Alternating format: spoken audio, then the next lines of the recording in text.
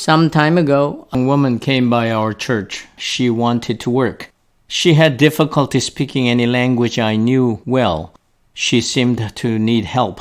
When I told her there was nothing much I could do, she offered to work. When I tried my best to tell her that we had no jobs for her, she told me that as a painter she could do something. Then she told me that she drew icons. She wanted to sell me some icons she had already drawn. I was not keen on icons. She showed me anyways. I told her that I had no money to buy her hand-drawn icons. She needed money. I gave her $5. She wanted me to take one of the icons. When I told her that I could not take any icons that she worked so hard for, she left me too and went on her way. One of the icons is pictured here. It is an icon of a woman saint with a wound on her forehead.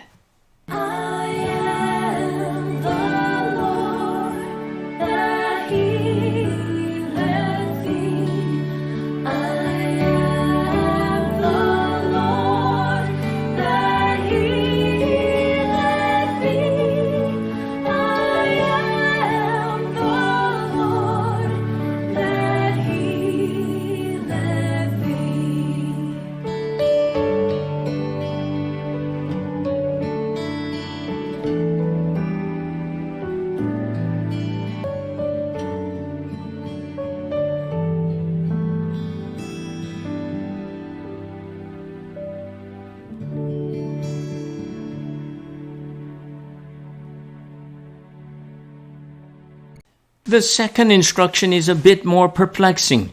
They are not to greet anyone. We would have presumed that the disciples would have been delighted to meet new people on the road and share the good news.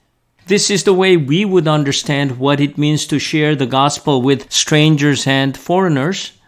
We have been indoctrinated by missionaries of 2 centuries that they invited everyone they met to follow Jesus by receiving him as the Lord and Savior in their lives.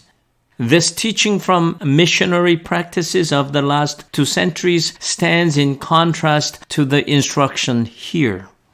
They are not to greet anyone on the road. This is a hard saying for any Christian evangelist who is eager to spread the gospel. In my younger days, I used to come across so many Christians on the road who wanted to engage in conversations with me in order to save my soul or give me biblical tracts. Today, we see Mormon missionaries and Jehovah's Witnesses engaging you on the streets. When I am in a missionary mode, I too often engage strangers on our streets. This is very natural for all of us who want to share the good news of Christ. Here, however, Jesus tells them not to greet anyone on the road. This is the second way that others see Jesus' disciples on the road and come to know what the people of peace are like. They bring no threats, bothers no one with the agendas, and let others be in peace. Who is this woman saint with a wound on her forehead? There is a female saint in Italy whose name was Rita of Cassia. She was betrothed at the age of 12 to a nobleman.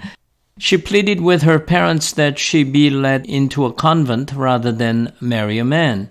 When her pleading fell on deaf ears and she was married into this noble person's house, she found out that her husband was both verbally and physically abusive. She suffered much. She gave birth to 2 sons. With her devotion, however, she made her husband into a decent man only to be killed by another noble household. She forgave the murderer of her husband. However, her brother-in-law insisted on revenge as was the custom and also wanted Rita's son to walk the path of vengeance. Her brother-in-law insisted on educating her sons to avenge their father's murder. When the sons went to live with her brother-in-law and became more and more filled with hatred, she prayed that God would take her sons so that they would not be involved in the cycle of vengeance. A year later, they went to live with their uncle. Both sons died of dysentery. In me.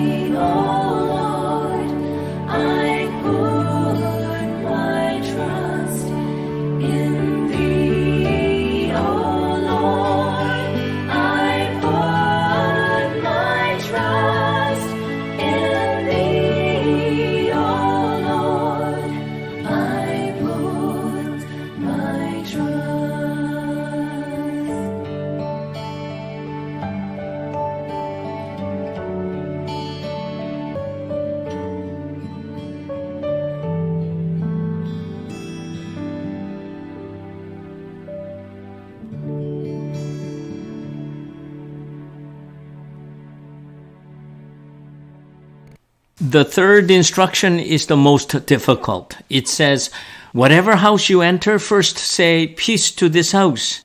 And if anyone is there who shares in peace, your peace will rest on that person. If not, it will return to you. There are no instructions on how to pick a house to enter. It may be at a whim, or just based on a hunch, or it may be a premonition that brings us into a house. Or it may simply be that there is only one that you feel safe to enter, remembering you have nothing to pay the host with since you bring nothing with you. It is almost as if, out of the total trust, these disciples are to give their peace to the house by saying, peace to this house. Is this a secret code? Is it something that identifies these disciples as harmless emissaries of God? How are the ones in the house to know these are people who need to be given a place to sleep and be fed? Indeed, if the people in the house welcome them, they will do so out of their good hearts, since they will be given nothing but peace in return. Remember, these disciples have nothing else to give you. The very first thing for them to say is peace to anyone in the house, and that's all. This, Jesus tells them, is sufficient.